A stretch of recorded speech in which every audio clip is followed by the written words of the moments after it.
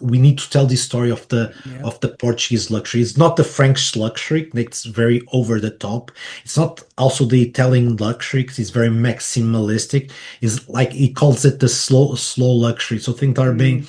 and I think there's like a great story. Even when I go to the jewelry workshops that we have here in Portugal, it's almost like a Zen space. You just hear Mhm. like small hammering, so and people are very calm. And it's an incredible feeling. Portugal. Portugal. Portugal. Portugal. Portugal. Our vegetables are like rock stars. Literally, Portugal is a small Disneyland for grown-ups. You know, I think that Portugal is like my geographic soulmate. It's hard to explain what it is because it's a feeling. And when I went there, I absolutely fell in love with Portugal. I wanted to feel the crunchiness.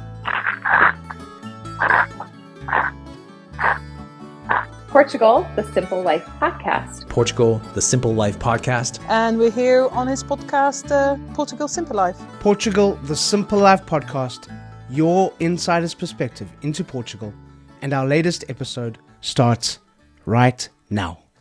Welcome back, or welcome to another episode of Portugal, the Simple Life. And I'm really happy to be joined here by Alexandra Bastos Gomes, or Alex. Boa tarde. How are you today, Alexandra? So your Portuguese is great, Dylan, by the way. I try. I'm great. I'm great. Right now, I don't know when this will be out, but it's Christmas time. It's coming up. So in terms of business, it's going strong. It's busy. strong. It's a busy time for you. Busy time, yeah. Yeah, very much. Everything is great, and thank you again for the invitation. It's my pleasure. It's a pleasure to have you. Alex, maybe you can start off by telling us a little bit about you. Okay, so I'm 42 years old. I was born in the north of Portugal, okay, in a small town called Gondomar, near Porto. I moved to Lisbon when I was a young kid, around 7, and then I did all my life here working. I worked abroad a few years, and then 4 years ago I got married to an incredible woman that I was happy to find, and now we have 2 beautiful daughters. Okay, and this is it from the personal life. Very nice, very nice. Tell us about Gondomar, because it's quite a unique place. Every village in Portugal or town in Portugal has their thing that they're famous for. The north is very different to Lisbon, that's for sure. Yeah. But what do you remember? What do you want people to know about your village? What's your village famous for? I think Portugal, and when I look here at the south of Europe, I think Portugal also has this, that you can travel 5 kilometers everywhere and you'll find something completely different, from architecture to accents.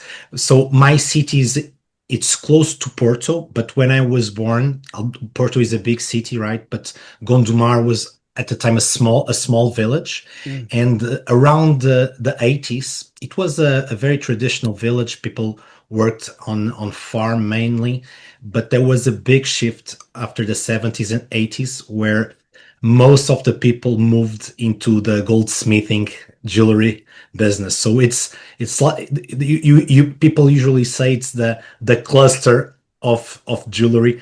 Again, since most of these people came from farming backgrounds, some small artisans, it's still a very traditional. It's compared probably to other countries, still a very traditional goldsmith and jewelry workshops. But it's incredible because every city that you go, there's a small workshop where probably the father and the sons are working, or husband and wife. And like I come from one of those families, right? So my grandfather in the 50s, he created a small workshop. Okay. In Gondomar. Then he had 7 kids, as people used to do back in the day. Wow. So all the 7 kids also went to the family business. My mother was the only one that at the time, and my father let her choose a degree. She studied economics. She met my father, but at the same time she was doing accounting in my father's business.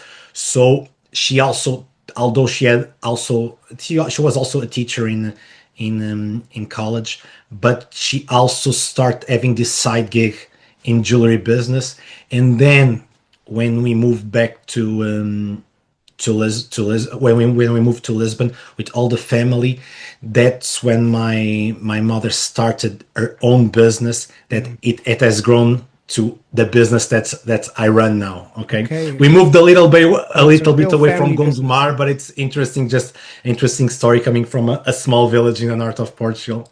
Amazing. I didn't know that it was famous for the gold. That's super interesting. Yeah, yeah. Even if you go to the coat of arms of Gondomar, they have a very traditional piece that's called the Art of Viana, made in filigree, because it's also known for a very, very traditional art. That's the filigree technique, where you like take small strings of gold and you woven it into a larger piece. Okay, this was a technique that was built probably 1 century ago.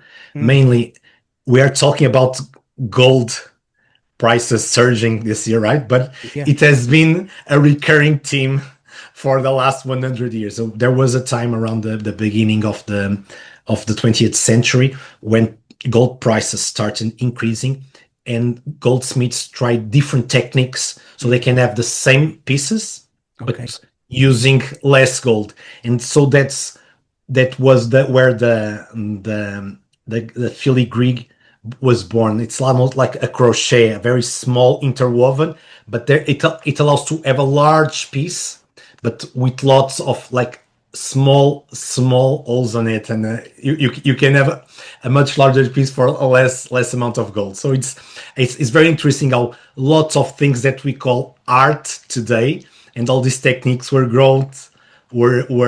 appeared by the ingenuity of humans to solve a problem, and not really to create art. Right now we have the Maslow pyramid fulfilled, so we are not building art, but at the same time it was a survival mechanism. Let's save money, and in the end it becomes something beautiful. Exactly. Yeah. Well, what were your memories as a child, Alex? Our listeners are from all over the world and always curious about our guests who grew up in Portugal and the unique experience that you have growing up here. You grew up in a family business. Okay, six uncles and aunts, right? Exactly.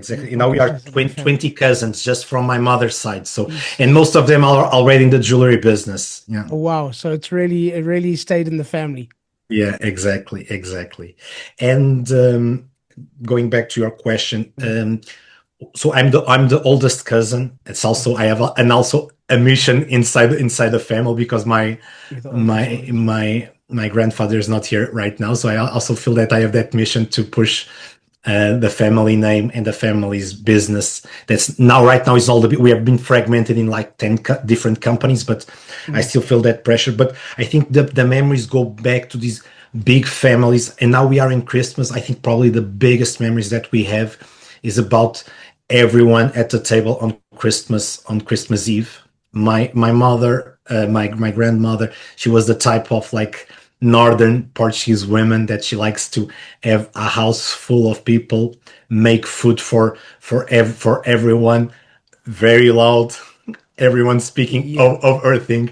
The TV is also showing the news very loud, so lots of noise, but again, fireplace on. So there's like a very like familiar and very comfortable place. But I think if you look from the outside, I don't know how comfortable it would look, but it's amazing when I look back. Now I'm trying to convince my wife to replicate a very large family, but it will take more time. But it's really the dinner. I think the biggest memory that I have is really Christmas Eve and all the family around the table. Always in Portugal, it's always around the table. That's where it all happens. It's true, with lots of bread. Was your grandmother like the typical Portuguese grandmother who would complain the whole time while preparing? But if you said to her, no, we'll do it somewhere else. Oh no, you're not doing it anywhere else. We do it at my house. In a way, I think my grandmother was not that typical northern women of being very loud. Actually, my mother is a bit more like that, but I think my grandfather was a figure larger than life, and I think it took all the room. And I think my grandmother was a bit more in the back office, very calm, very religious, so very taking care of the home, taking care of the kids, but also very nurturing. Not very. I never saw my grandmother speak out loud. I think it's probably just to balance the other part of the house that was my grandfather, that was again very loud, very strong, very very I would say that more in a not more typical man of the north of Portugal, very loud, lots of cursings. And so it's again, but an incredible man, very courageous, incredible. Now that I look around, he really built something that are 20 people building, working on a seed that he left here. So I think it's that part is amazing, and it's very interesting because when I talk with people from my age that also running family business, there was a big boom right in the 70s, 80s after the revolution. The economy grew a lot, so lots of small businesses start, and now this is the third generation that's probably that is going, and we all have these memories of our grandfathers like being very courageous figures, incredible figures, very loud figures, and it's very interesting. It's very interesting. It seems to me, I mean, I've had so many guests on the podcast and I know it's not, it happens in a lot of places, but it seems very unique to Portugal that you have so many people that have carried on the family legacy. I mean, we've had some big businesses on the podcast like Delta, and it's a family business. You know, it was started by his great grandfather or his grandfather, and he carried on. I've had the Vanzellas on the podcast. You know, with the wine and the amazing things, and you have these wonderful stories of how people have taken on the family tradition, changed it a little bit, made it more modern, whatever, but the roots are there. And I'm always curious why in Portugal that's such a common thing. So I have I have a couple of theories, and I think it's a bit layered, but I think the main reason is we were never able to build in a systematic way large companies. So I'm thinking over 500 million euros in revenue, over like 500 people. I think most of our businessmen in the past, again, because the economy was growing, they looked much inside, and they were not able to, they never had the ambition to grow outside Portugal. And I can tell you why I feel that there's ambition, but I think that never allowed for very large business to grow and to absorb people from smaller businesses and give them a career. And so right now, and I think that's it will be more interesting for those people to running their own business than to do a career in a large corporate. Of course, things are changing now because we have a very global world, but I think especially in the 90s and the early 2000s, when you have like this new generation of Portuguese people that had degrees that were ready, you feel that but there was not enough capacity to absorb all these people that were coming out. That's why I think most of them also went into the family businesses and this fragmented. I think it's changing a little bit. Okay, I think there's also again why the ambition was not there going back. And I think there are several books that have been written about this, but I think there's like two important things. One of them is our Portugal being a very peripheral country, okay, and we were not probably used to doing trades with everyone around us. So when we build the business already thinking outside of the box, I think Spain probably is in a bit of a similar category, but they had South America. So I think I think that already allowed some growth And in terms of it's mind. a huge, and it's a much bigger country, Spain as well. And it's much in it's yeah it's a 4 to 5 bigger country in terms of GDP and people. And I think this is one of the limitations. I think the other limitation, and this goes back also to I think the images that I have in north of Portugal. Portugal has been has always been a very Catholic country. I think probably with Poland, I think we are the largest percentage. I think it's 98 or 99% of people that see themselves as Catholics. And I do think that I'm a very Catholic person, but I do think that the traditional education from the Catholic Church does make profit equal sin. It's almost like it's easier for it's easier for the camel to go to a small hole than for a rich man to reach heaven. So I think this is, although it has been a bit taken out of context inside the parables that Jesus Christ gave us, I do think there's this mindset in Portugal that revenue, profit, sales are something that we shouldn't be very proud of. And I think I do think you see, right? I meet very incredible entrepreneurs, and again, I don't think this is a problem, but everyone has the Mercedes or BMW. They could have their like dream cars and stuff like that, but everyone stops at the BMWs and Mercedes. You don't see supercars in Portugal. I think this is something we don't want to show off, but I think this reveals itself in other parts of the business tissue of Portugal. It's interesting.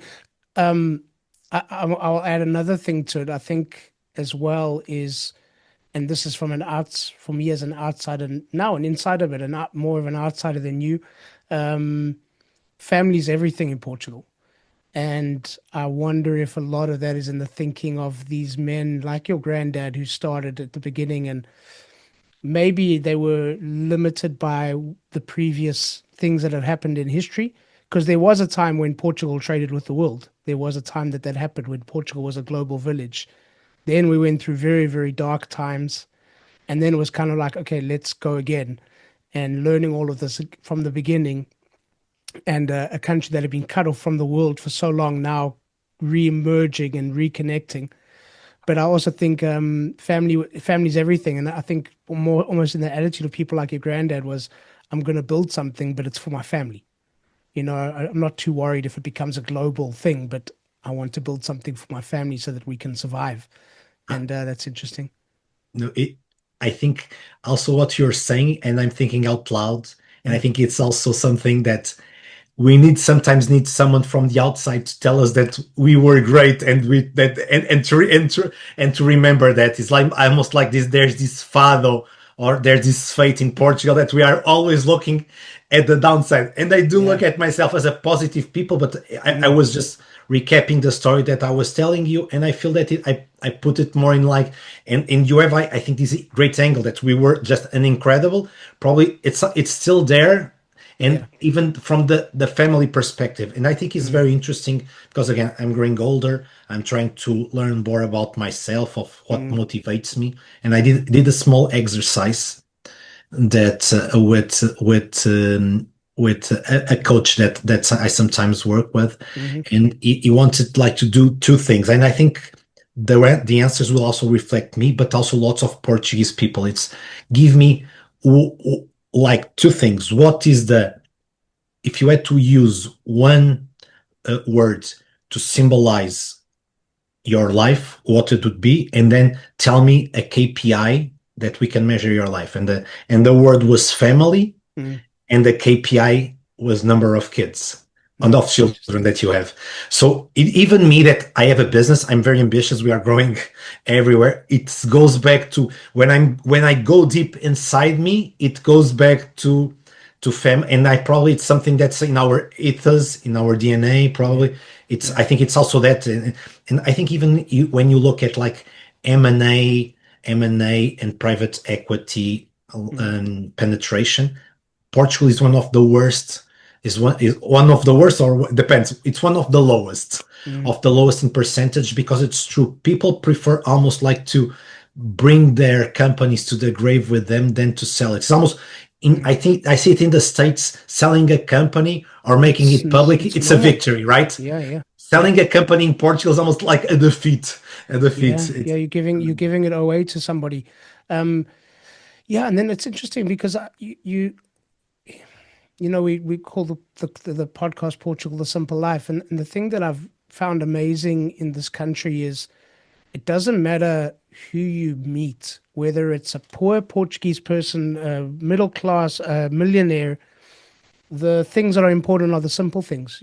What we spoke about: sitting around a table, having your family together, having a good meal, being able to enjoy nature, these wonderful simple things. And sometimes maybe that is something that gets in the way of ambition. I don't know, but in the end, it's also wealth. This is also wealth. Is that richness of connection and family, and I think it's a beautiful thing here. I totally agree. I totally agree. I do. I think that I think we have probably an amazing country, and that it makes us not wanting to get out so much. I think that's, but I do think it's like it's multi-layered. But what I think it's more incredible, and again, when I talk with other businessmen, other entrepreneurs, it's we all have this feeling. Even when we want to grow and go outside, it's like we are fighting against ourselves. It's almost like our DNA is on, and it's very interesting. Like Dylan, I think you know that. Unfortunately, I think it's right now. I think it's 32% of people under 35 years old have immigrated have left Portugal to look for new opportunities. I think this is like a tragedy, but. I saw an interview that 95% want to come back. Okay. So I think at the same time, it does tell they are probably getting a better life there, but it's in their mind returning. So it's very interesting. It's interesting. We have this calling here. Yeah. But let's talk a little bit about the business that you do, Alex. Tell us about Portugal Jewels. Okay. So Portugal Jewels, right? Exactly. So just to give you a bit of a more background. So after I studied the engineering, and then I went into consulting. I was 1 year in Copenhagen and 1 year in London, and at that time I got the same calling. I wanted to come back. I wanted to build a family. Again, it's another incredible thing. I met incredible people, but I always thought my wife has to be Portuguese, right? And so I wanted to come back to Portugal. And at the time, my sister, that has a very similar background to me, she also studied engineering and she also worked in strategic consulting. She already joined my mother's business. At the time, is because again, going back to family, she wanted to be a mother. She was doing like 12-hour shifts or 14-hour shifts, and she wanted to get a bit calmer. But at the same time, my sister is just an incredible professional. The business started, it was a very like small thing, like I know 200 or 300K revenue per year. And my sister joined, and it started growing. And at the time, my sister challenged me, and it looked like the perfect fit. I wanted to come back, and the business was growing. So very quickly, what is Portugal Jewels? So Portugal Jewels is a jewelry brand that is deeply inspired by the Portuguese traditions. Okay, so we inspire ourselves not only in Portuguese traditional jewelry, but we also go to other arts as azulejo, as ceramics. So there's lots of Portuguese traditional arts that we try to bring those into jewelry, and to make something that a woman in London or a woman in New York could connect with. Okay, we do try to tell the stories a bit more light as we are growing. I remember like when I started, we were hiring people with background in story of art and museum history to build, because I wanted really to tell the stories Mm-hmm. But now I'm understanding that storytelling is very important, but it's more the emotions, right? That you transmit more than every detail when it was started, the years.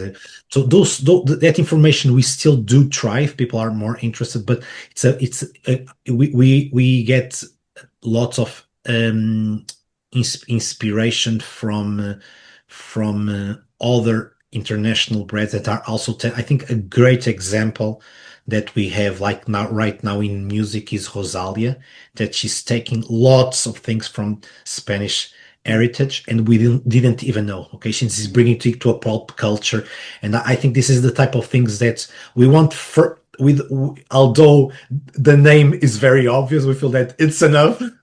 We are trying to build an international jewelry brand, okay? And we know that for that we do have to tell stories that can connect with people that might not have ever visited Portugal, okay? So this is a big thing. So very quickly, how we are organized. So we have 4 physical stores. Okay. We have also a wholesale business of around 200 retail points. I think it's 115 in Portugal and 50 worldwide, mainly in United States and France. And we have an e-commerce. And e-commerce is around 60-70% outside Portugal. Again, our main countries are Portugal, are United States and France. And now one of the big projects that we have for next year, we are going to open a store in Paris. Okay. We also, I think, Dylan, as you probably know, people say that Paris is the third biggest Portuguese city because I think it has almost 1 million Portuguese or second generation Portuguese people. And also, I'm also very interested on that because I can get Portuguese stuff. I'm already telling you about the strategy for 2026, but it's mainly because I wanted also to share that sometimes I'm an engineer, I'm not a marketeer.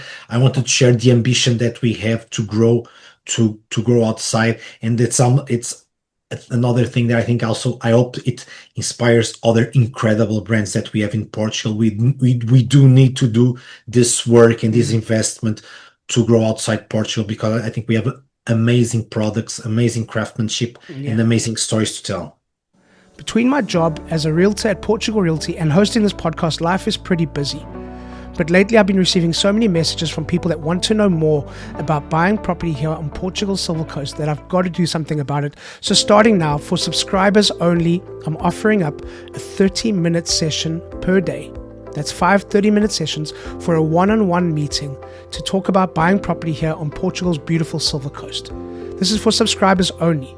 So please subscribe to book your session and get in touch with us through the links below via WhatsApp or email to book your session today. I'll be happy to speak to you. It's for subscribers only and it's completely free.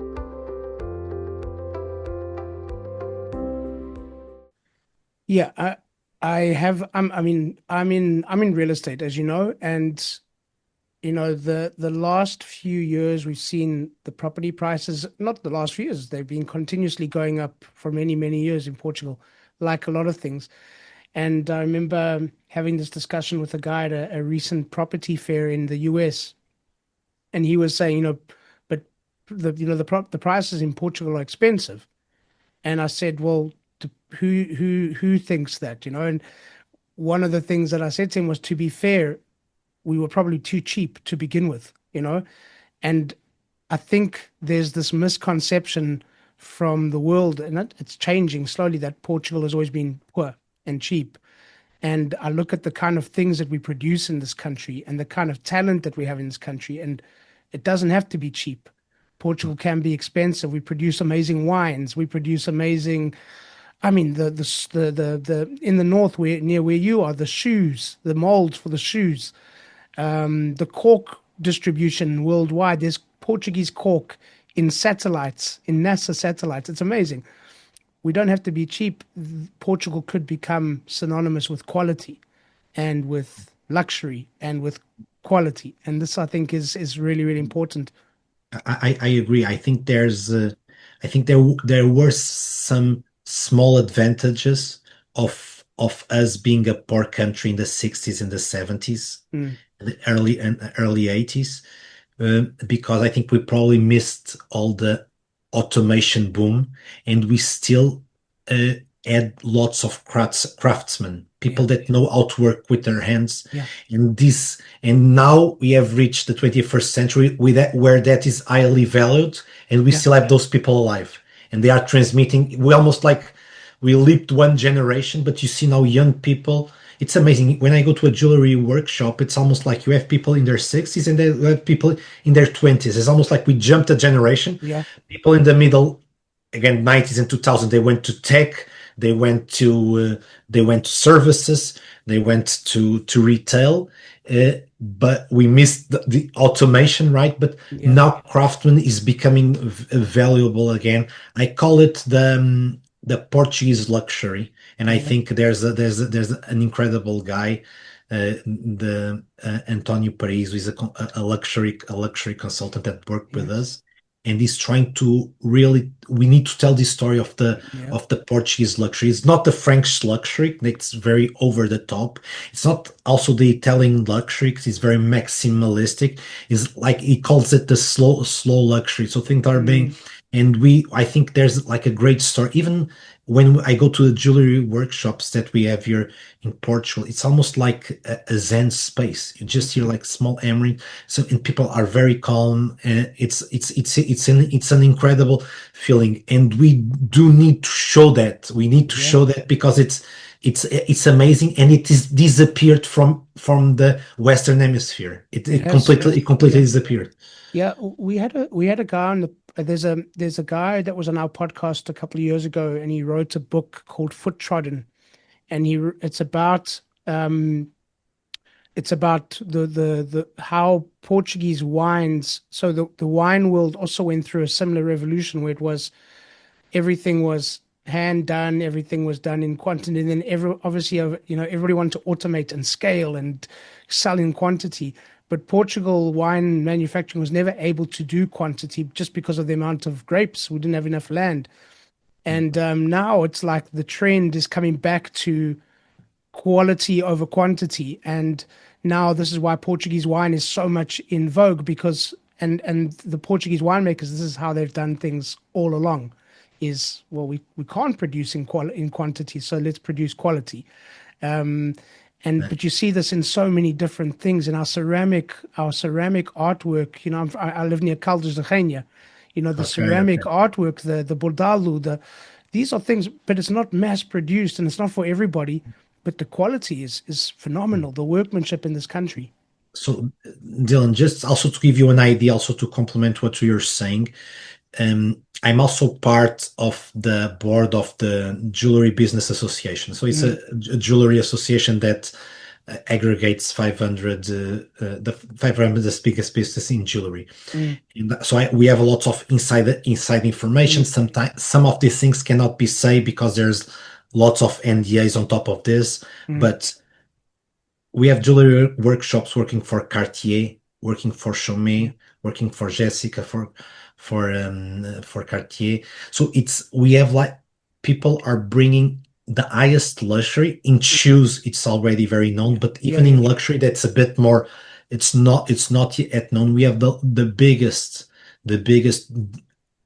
highest fine jewelry brands doing part of their production in Portugal. So I think this is amazing because it's the type of work that it's becoming to become very scarce. I do think there's an effect in Portugal that we have to take care of it, because Cartier is coming here, Chaumet is coming here, but they are selling their pieces with an incredible markup.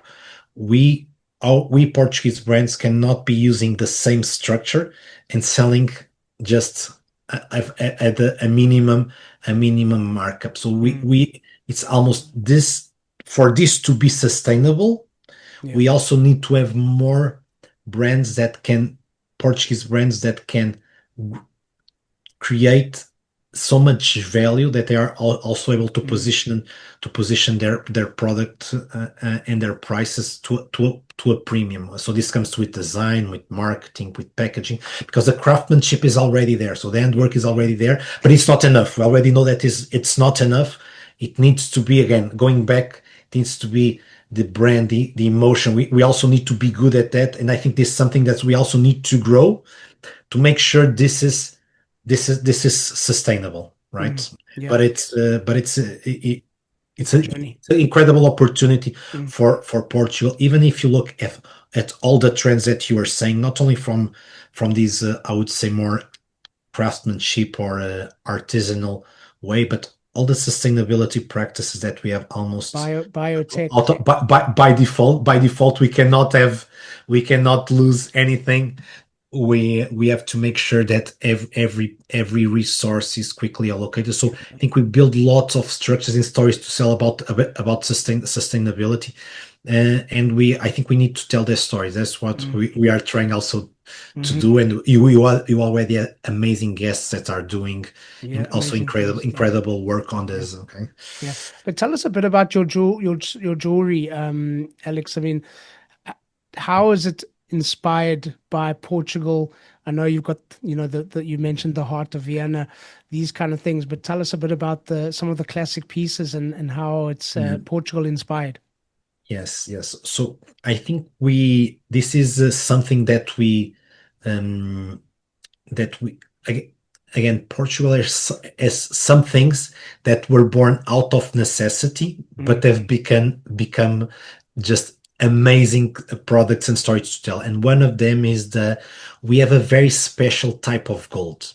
It's called the 19.2 karat gold. So everyone around Europe and North America, the highest type of gold that they sell is the 18 karat. Yeah. And we have this 19.2 karat that is a special coloring. And this is, I would say, we build our jewels. This is almost, again, the raw material, but the raw material is almost a piece, because it's such a special material, and so unique that it brings a story to tell. And most of our premium pieces, they are made of this. We call it the Portuguese gold, the 19.2 karat gold. Yeah. And when we look at exports to France, to United States, it's mainly because of the 19.2 karat gold. Looking more into the designs, we have two on our creative process. We mainly follow two threads of work. One of them is we look at the shapes, and we look at traditional shapes that existed in traditional Portuguese jewelry. And we have like two or three very symbolic pieces. One of them is almost a symbol of Portugal. It's called the Art of Vienna. It's a heart that it was created around the 17th or 18th century, and it represents the sacred heart of Jesus. That is a representation of Jesus Christ holding his heart in flames. And this has become, again, going back to this Catholic heritage that we have. There was a big fellowship of this art of Vienna, from a city from Viana do Castelo, and it has a very unique shape. And this is one of the pieces. And what we do is we explore this design, this shape, and try to build it in different materials, different fillings. And this is one of the pieces. We also have another piece similar to this, queen earrings, Contas de Viana. This also very a very traditional sphere beads with small circles of filigree around it. Again, these shapes, but we can build lots of pieces. So this is, I would say, the shape pathway. The other is, and I think probably this I would say this is more the commercial approach, because these are, again, already proven models that we know that work. But there's another thing that it's more of our unique pieces where we explore not the shapes, but the traditional techniques that were used in Portugal in the 17th and 18th century. and that's where the filigree appears. So how was it made centuries ago? How can we create a new piece? So a new, sometimes very minimalistic, just a shape, a circle, a triangle, but using this traditional technique. Okay, it's almost the technique becomes the piece because it's specific. There's more techniques, again, like we call it the Baroque technique, but it's about hammering a piece of silver, of gold over a form to try to bend it and give it forms. We also work a lot with hand painted enamel that comes from the technique of azulejos, and it's about having specific colors and specific designs.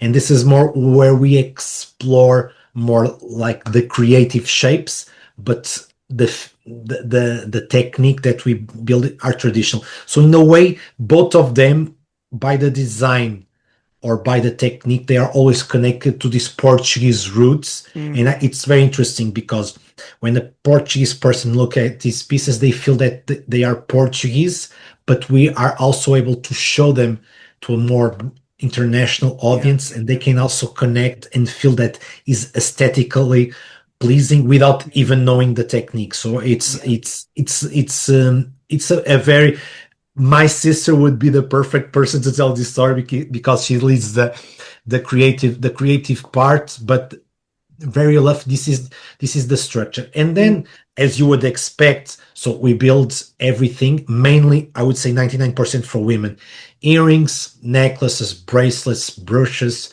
rings. And it's mainly thing. We do experiment some with small, large scale pieces. Now we have done, again, going back to the Catholic, but we did a very traditional nativity scene for this Christmas, a very small piece in a very traditional. It's called, I don't know how to say it in English, but it's an ardosia piece where houses in the north are made of this, are made of the stone. We went to the same place where you get the stones, and we built an individual piece of each person in the Holy Nativity scene. Oh, wow. And we build so we do explore some pieces that I would say is not usual, is not the wearing piece, but if it's made in silver and gold, we usually like to touch a little bit. Very nice, very nice. I think it's fascinating because you'll have two types of people that will look at it from an aesthetic point of view and go, that's really beautiful, but also when they can discover, my wife is, she was she designed pottery for she used to work for big ceramic companies. Okay. And so she's always interested. She obviously looks at something and it looks beautiful, but she's always interested in the technique. And that sometimes is also just as interesting. So it's great that you guys can get to tell the story of the technique and how these things are made. And again, we're talking about things that are done in the 17th or 18th century. Wow, it's really, really special. Yeah, and so we have this philosophy that the first layer, the piece has to be aesthetic, has to be beautiful. Yeah. But as you said, and I'm starting to give more and more this example of Rosalia, but then you have to have layers, right? You have to have layers of stories that you can tell, and that's how it becomes something that is not just a piece of metal that was molded to become an earring, but it becomes a piece of jewelry, and jewelry is much more like related to art than it is with I would say with manufacturing, right? So it's where you start to bring in those jewelry as this particular as this particularity. It's not functional, right? Even in clothing, in shoes. So when you look at fashion categories, bags, they do serve a functional purpose. Yeah. When you look at jewelry, why would you hang something from your ears? It's probably less comfortable. It's not improving your life, right? Yeah. So it's very interesting. It's not really, there's like a bit of art, a bit of cosmetics, but it's like it's an hybrid of some things, but at the end we say that it's almost an emotion that you have there. So we do have to give those additional layers. I do think, and and if your wife works on that, I do think that ceramic is also in this very particular like Venn diagram where it's not industrial, it's not art, but it's also something. It can be perceived in a multitude it can be many ways. things. I do look also a lot of inspiration in ceramics, and Vista Alegre. I don't know if you already had some from Vista Alegre. No, I've been trying, but it's an inspiration for us. We sometimes I say I want to be the Vista Alegre for jewelry. Okay, so I like that. I like that. And then I mean, other thing I'm curious about, Alex, have you seen? Because when I first moved to Portugal 16 years ago, Portugal was not a popular destination. People asked me, why are you moving to Portugal? Why would you go there? And now everybody wants to know more and more about Portugal. And have you seen that curiosity as well in your products because of its association to this country? It's very interesting because when I worked abroad between 2014 to 2016, 2017. And I think it was roughly, so the big boom, the tourism started skyrocketing in 2011, but it was growing after the crisis of 2008, 2011. Portugal made a big strategic shift to tourism. It was an incredible work, not only done by businessmen, but also the government at the time had a very strategic vision, and it started growing a lot. So, but I do think it reached like a tipping point a bit before like 2017, and I do saw like looking from saying that you were from Portugal, where you sometimes felt that you were a bit like the north of Africa tip in terms of like pricing and positioning. It's almost like and the United States was a classic, like, where is that, right? Or if it was a part of Spain or something, to the shift, okay, completely no, Portugal. I do think that there's sometimes an hidden variable. I'm an engineer, so I do think that we don't give enough credibility, but I do think that Cristiano Ronaldo was also an incredible piece on this puzzle that was being brought up. But again, becoming probably the most famous people in the world and being from Portugal, it did allow to, again, it was a converging. I wouldn't neglect the Cristiano Ronaldo effect as being like almost 30 or 40% of that recognition of Portugal. Of course, then, as everything, then you have to deliver, right? Then people come here, they know, they see, they like, but then you have to deliver. And of course, I think we were able to deliver. But it's so, Dylan, if we look at the business, at my business, me coming here in 2017, 2018 was because of that. It's because the business was very small, but at the time, my sister had the vision to open a spot in the Lisbon airport, and that completely blew away everything that we have done. It's almost, we were growing like 5-10%, and you like 3x'd in 1 year. Just because it was, and that's why at the time it was growing so fast. Just to give you like an inside story, Portugal Jewels was not really born as a brand. It was born when we did that pop-up at the Lisbon airport, and someone told us, you should put a name here. And my sister said, okay, what is a name that someone that is visiting Portugal for the first time might be interested? And that's when the Portugal Jewels name came about. Then it started becoming a brand, but at the beginning it was just like a name very related with this growth of Portugal. And I do feel, again, we are now exploring, and you are in real estate. Sometimes sometimes it's the seller that has the power. Sometimes is the buyer that has lots of power.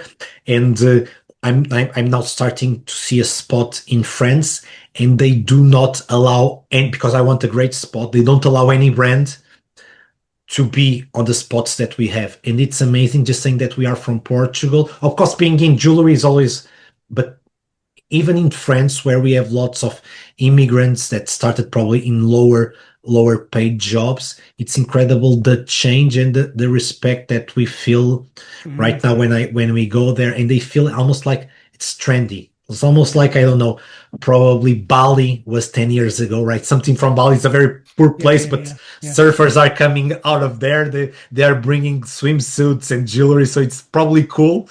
I think Portugal is getting that vibe a little bit, and we as businessmen, we have to take part because it will not be here every all the time. We need to surf this wave and take the most out of it. 100%.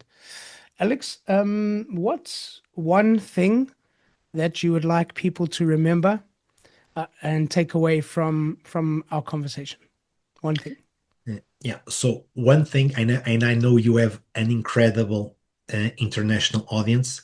I think you have to come to Portugal. It's just I've traveled over 50 countries. I've lived in 3 countries, and there's no country like Portugal in terms. The only thing that I can argue with is if it's a great place to start a business. I'm just kidding. Yeah. But it's just, please come and visit Portugal. If you come by the airport, you can visit our store. If you go to downtown Lisbon, you can also visit our stores. And if you go to Porto next year, you'll also be able to visit our stores. But above all, please and come visit us. I think you will love it. Yeah. And I want to add, that's something that you mentioned, come and experience some slow luxury in Portugal. Slow luxury. I like that concept. I think it's an amazing motto that we can start using. Yeah, very much so.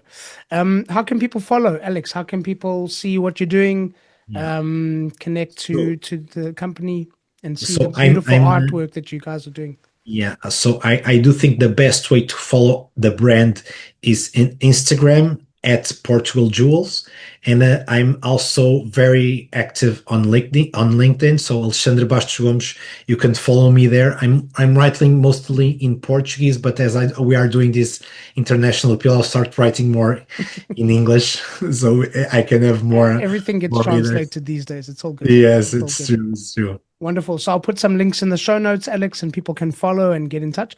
Alex, one more question, and a question that we ask all of our guests. Portugal, the simple life. Why? I think I'm going back to the beginning of our conversation. Is for me, family is everything, and it's amazing. And I get this feeling with all the people that come and visit in Portugal. It's almost like we are just like a very, very large family. You will, everything is simple. You just ask, and people will try to help, just as you would do so to someone in your family. I like it. Beautiful. Alex, thank you. It's been a wonderful conversation. Thank you for being on the podcast. That's a wrap, Dylan. Thank you a lot. So thank you once again to our guests, and thank you to all of you for listening. Please subscribe, share with your friends, give us a thumbs up, and please leave a comment or a review. We always love to hear from you. Don't forget, Portugal The Simple Life also has a magazine, so download it. It's for free. We'll be back next week with a brand new episode, and as we say in Portugal, sejas bem-vindo. Welcome to The Simple Life.